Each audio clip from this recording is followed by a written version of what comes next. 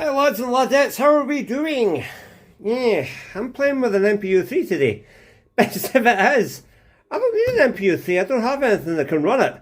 But quite some time ago, a good friend of mine donated some parts from, I want to say, a Dutch wall box, a Dutch fruit machine game that had many reels and displays, so I separated them from the rest of the loom and I thought, let's see what this does. I had it in my side cupboard. It had a few bits missing. The RAM was missing, a couple of chips were missing, still one missing now. Even in 2025, the RAM's nothing to worry about. You can still get loads of different types of 1K by 4-bit RAM. I've just got a couple of vintage RCA ones in there now. Yeah, I had to replace the IC here, I had to replace IC9. One or two other bits, but it kind of running sweet.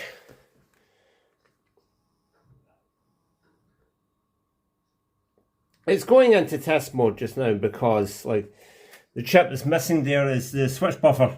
I believe it's a 4049. But yeah, it's running okay. And it's nice to know these reels are running okay as well because they're just about the right size to put in a flight case or something. I've actually got two sets of these reels. I've got this set here as well, but that one's got a problem where the number 3 reel on both top and bottom, they basically don't line up properly. But yeah, good. So that's a good one for spares. See, it's coming up with all sorts of weird and wonderful nonsense on displays. Again, that's because it can't tell what its switches are doing. Pull an error code of some kind. Basically, with that buffer missing, all the switch inputs are floating. But yeah, it's in good nick. It's a good board. I'll keep it as a good spare. I could do it coming up with a more compact setup than that though. I'm pretty sure I could get rid of this and like put a miniature 12-volt power supply in a box with just a 555 timer to simulate the main sync pulse going in, but that would mean having to trash a perfectly good power lead there. Anyway, it's something to think about. Right, here's another one. This one needs a wee bit of repair on, I think. Or do we? Yeah, we do. Because we're going to wiggle this.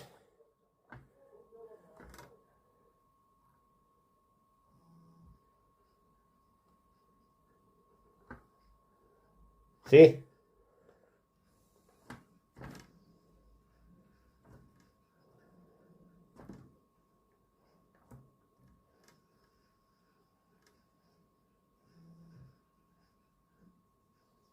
Yeah. The socket's bust, I think. You just reset on me again.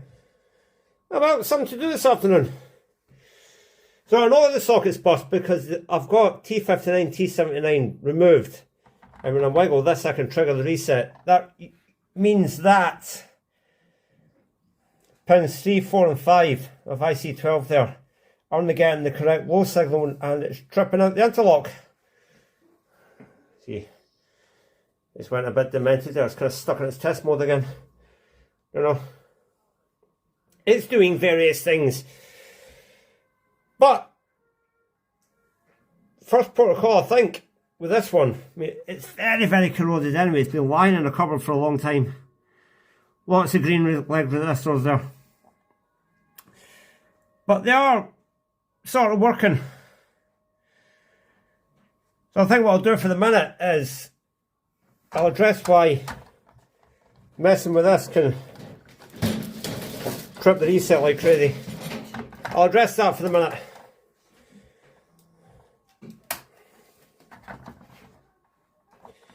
If I take this out, yeah, the socket's not good. I've got a dead board with a good socket. I'll change this socket out as the first protocol. Min connector off scrap board. If it would focus. But that will go towards replacing that. If you see a difference. That's all shiny. That looks decidedly green in there. Right, the old one's off. Whoops, zoomed in. Look at that. That's been corroded for a while. Look under here. Hidden horrors. Wonder why it wasn't working, eh? Also, the solder on the bottom side of this board is some of the worst soldering I've ever seen. Lots of missing pads. There was a bad connection there anyway because those were burnt. I think somebody tried to get them off all air. The thing is, I haven't seen this board for about 10 years.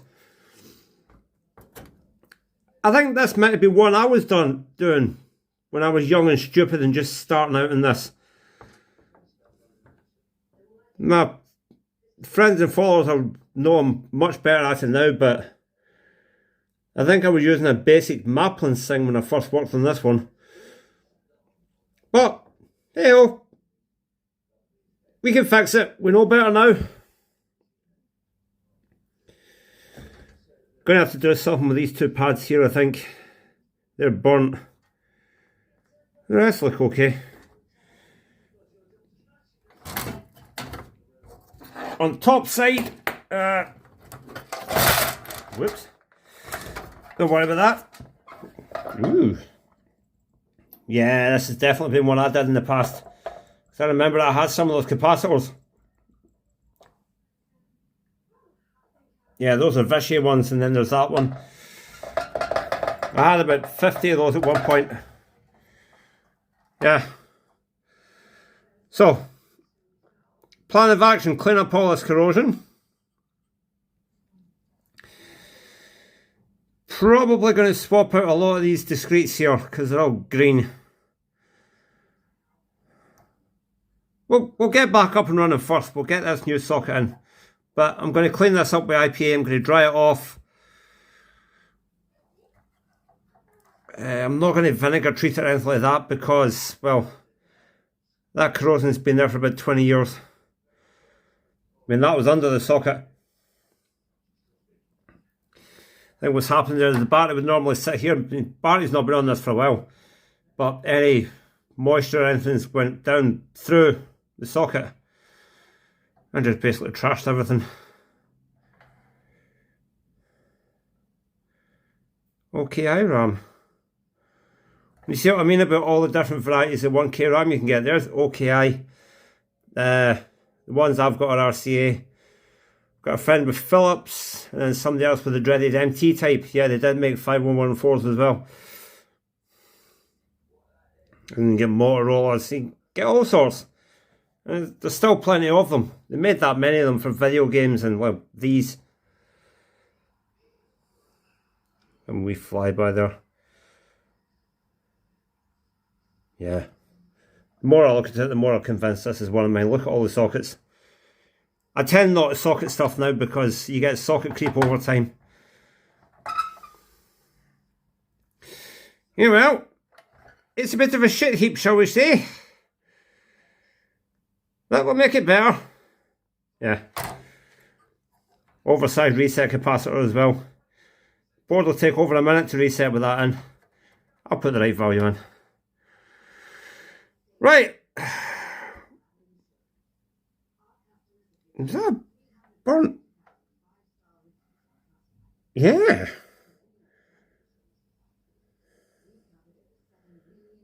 Really? Might have a fried resistor pack there as well. Suspicious looking hole on top of it.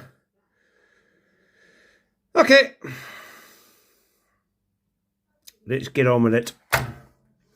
Oh, if you hear people rambling in the background, the wash machine's gone off or the door bursts open and somebody starts talking about buses, this is an active house, as you know. Can't control what goes on around about me. I'm just trying to get this done to make some interesting vids. There we go. New socket's on, and it absolutely was the socket. You see I've changed the R79, T59, C36 there. But 100% was the socket, because now if I switch back on, and I grab the probe, on the read light, it's running. So let me do that really quick, and then after that, and you know, what's showing down here? And start probing around here and seeing it's done something with the rails because they're in different places. Probably can't get the probe on it fast enough to actually check if the rail's running. But what I can say is it's put into real error right now. So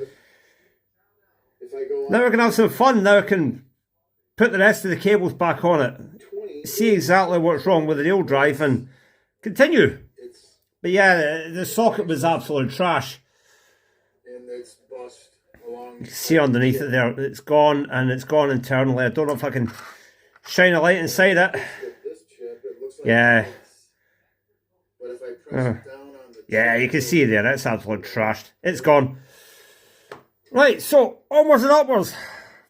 The good thing about a real error is everything here is in sockets. So if it's a PIA, I can just change the PIA out. If it's one of these ICs, it might well be, by the way. Yeah. Because I've got an HC part in there. Then I could just change that out. But we'll see. I'm going to replace every socket on this board. I could do with getting some sort of sound attached to this as well. Again, that means hacking up a good lead, but it's a donor loom. And I don't have an MPU3 machine at the minute, so maybe just hack the lead up. Yeah. I tell you something, it's never going to burn out its dials. Those are P600Gs. They're almost indestructible, those things. Okay, I got all the tops off. And if we look at these, and then just show you what I mean by booting to real error. Fan blade falls off. And I knew that something was funky because I was looking at the fan blades and the fan motors. And we don't complete the initialization spin, and the rails are in the wrong places. Actually, no, there was an ECM and a shaded pole motor. Now I know. And we haven't got a 0-1 credit display there. These are 1 displays, that's a credit display. It should show 000, and it's not. It's just showing the ROM ID here. This is ECI. So, you need to go find the real fault. Right, so I think I found the issue. I've checked. The optos in these mini reels are multiplexed, by the way. You've only got a set number of octo lines going back into your MPU3 board here. So what they do is they use a 74LS157, and the top 3 reels are in one channel, bottom 3 reels in another channel. And what I'm finding is, I can't show you because I need 2 pairs of hands here, but pin 1 on a working board is pulsing because it's switching between the 2 sets of optos.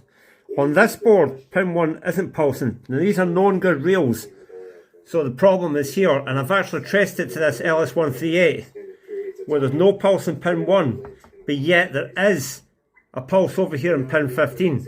Now the strange thing is, it's buzzing, but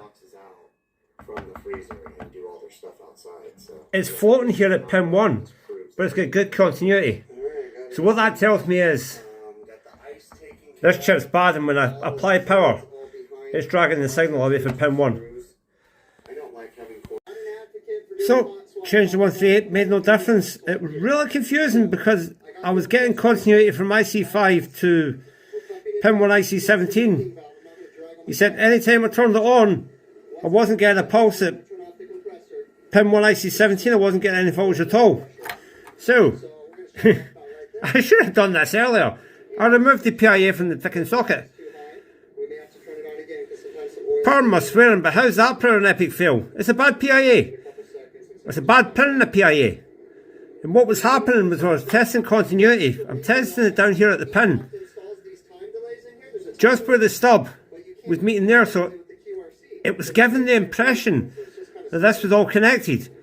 But when I tested at the top of the pin, nothing, unless I push down on it.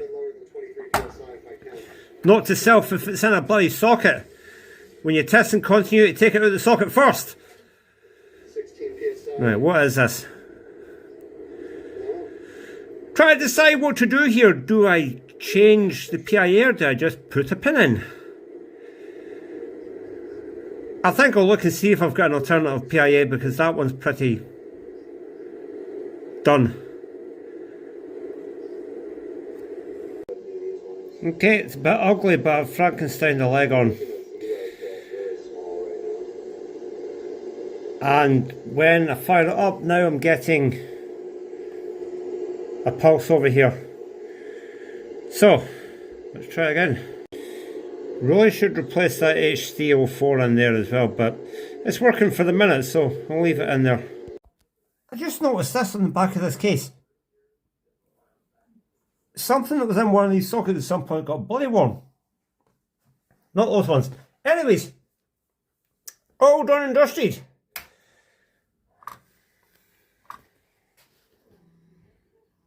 There we go. She sets up. Literally, last fault was that broken pin. Now, I was trying to look for a way to play it, but I can't figure out what the switch holder is. I need to have some information about the cabinet to do that, but I did find the test button. I just touched that. So, I'm guessing it's in door open mode. Otherwise, well, how could you get to the test button with the door closed? But, yeah, I'm calling that a win. So that's 2 out of 2 boards running. Well, obviously the first board's stuck in test, but it just needs a 4049 to get itself all up and running. Just show you that test one again. It's like, I've got a crocodile lead here. It's switch feed pin 2 and then touching, I think that's pin 9 or something, sets up the rails, and that's them all at position 1. Obviously we set the displays. I wonder why that display's off. Wonder if I've knocked the lead off or something. I might well have done. That's something I can look at, but it's all running. One more time.